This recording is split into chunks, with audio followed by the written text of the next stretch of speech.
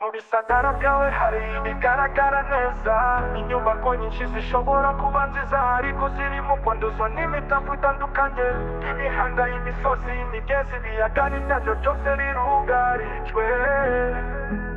Mu bisagara byacu byinshi umwanda ukomoka ku bikorwa by'amahinguriro no ku bindi bikorwa bya muntu urakomeje kwiyongera, ugira ingaruka mbi ku bidukikije, ubuzima bw'abantu n'ahazaza h'uyu mugabane. Haguruka urebe icyo wakora, iyo mikafu tuyibyaza umusaruro, turinde ibyiza twagezeho. Ekoresha Clean Network iza kubera umujyanama mwiza, tukareke ndi byiza kamere by'Afurika byangizwe n'imitafu ishobora kwirindwa. Ni ngombwa guhaguruka twese hamwe tugaharanira ko Afurika iba umugabane ufite isuku, wita ku bidukikije n'iterambere rirambye. Imisozi yacu, ibibaya, inyanja n'imigezi ntibikwiye kuba imirambi y'umwanda, ahubwo bikwiye kuba icyitegererezo cy'uburanga n'isuku.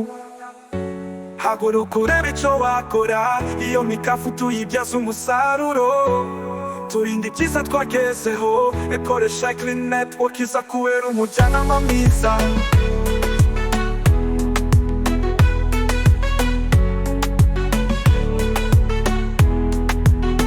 Imicafu ivuye mu nganda, mu ngono, mu bikorwa bitandukanye bya muntu irushaho kwiyongera umunsi ku wundi, bigatuma ibidukikije bihinduka, bikangiza ubuzima bwa muntu n'ubw'inyamaswa. Ariko dufite amahirwe, umwanda ushobora guhinduka ubukungu mu gihe dukoresheje neza ubusugire bwacu n'ubwenge. Twashobora gufata umwanda tukabyaza umusaruro, tukawukoramo ibintu bishya bifite akamaro.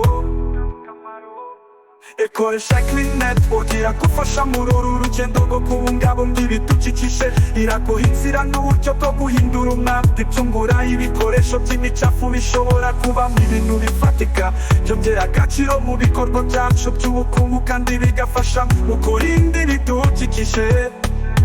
Haguruka urebe kugira ngo Afurika ibashe kugera ku iterambere rirambye. Dukeneye guhanga amaso ku gukemura ibibazo by'umwanda no kureba uko twakoresha ubusugire bwacu mu kwanga ibisubizo. Ni ngombwa kurwanya umucafu kugira ngo duhe isura nziza imijyi n'ibyaro byacu, duharanire ko ibidukikije byacu biba byiza kandi bifite isuku. Hari byinshi bishobora gukorwa, gushishikariza abantu kongera gukoreshwa ku bikoresho, kwigisha no gukangurira abantu kugabanya imicafu no gutekereza ku mishinga ihango dushya mu mirimo yo gucunga imyanda.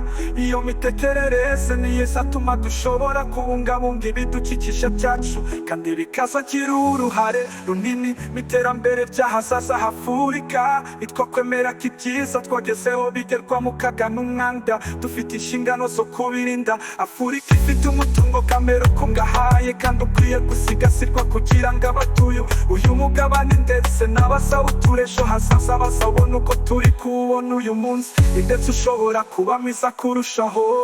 Umucafu ugomba guhindurwa, amahirwe yo kugera ku majyambere dukoreshe neza. Ekoresha Clean Network iza tugira inama mu buryo bwo gukemura ibibazo by'umwanda, igafasha mu guhindura umwanda ubukungu, bityo tukarinda n'ibyiza twagezeho. Nitwita ku bidukikije twese tuzaba dufite uruhare mu guha Afurika isura nshya, umugabane w'isuku n'iterambere.